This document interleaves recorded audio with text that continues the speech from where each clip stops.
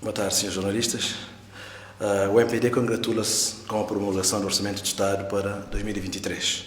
Cumpriu-se, assim, mais um ciclo orçamental dentro da normalidade formal e constitucional, o que comprova a robustez e a estabilidade institucional de Cabo Verde.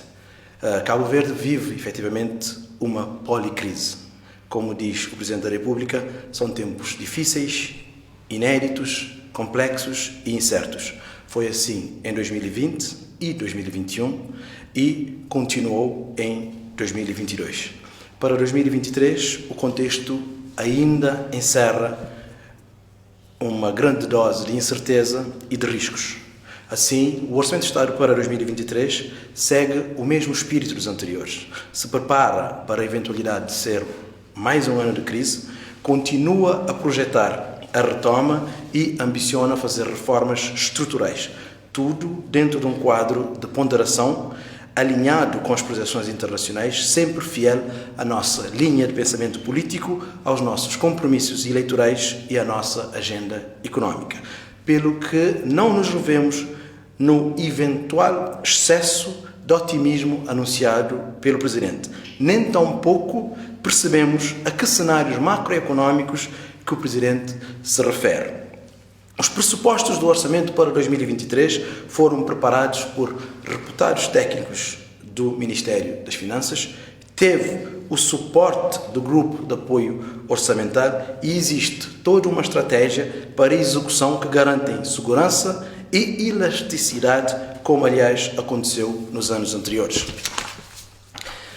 A título de exemplo, podemos citar o estatuído nos artigos 3º da Lei de Meios, artigo 3º, utilização de dotações orçamentais, que cativa de início 20% do orçamento para garantir margem de segurança caso os pressupostos não se vierem a se verificar, bem como a filosofia de contenção das despesas estabelecidas no artigo 5º, contenção das despesas com as deslocações, e o próprio artigo 6º, assunção de encargos e dívidas. Mas é claro que, do nosso lado, existe, sim, confiança, particularmente quando observamos a execução do Orçamento de Estado para 2022, que, como diz o Presidente, vai muito além das expectativas mais otimistas.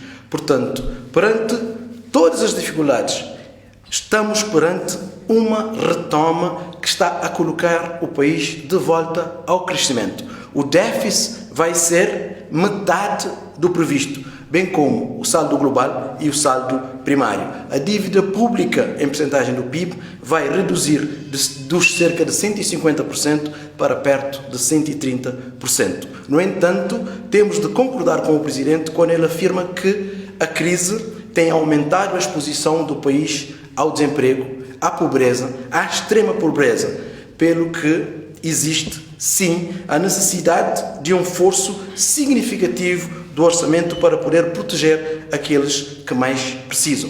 Mas, ao contrário do que diz o Presidente, o esforço social do Orçamento de Estado para 2023 não é tímido.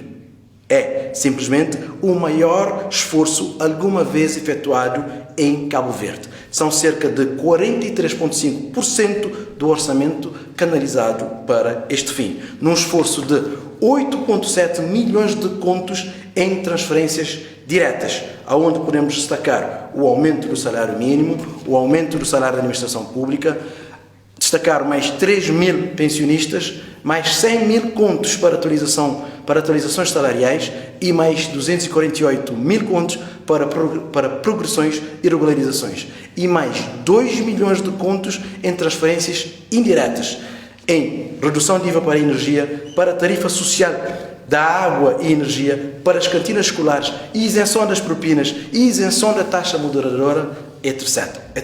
Efetivamente, o aumento do custo de vida em 2022, pelo aumento da inflação, não será totalmente reposta nem em Cabo Verde, nem em nenhum país do mundo. Não vi ainda nenhum país que tenha tido a capacidade de repor em aumento salarial o impacto que a inflação teve. Para terminar, permitam-me expressar alguma desilusão por dois aspectos.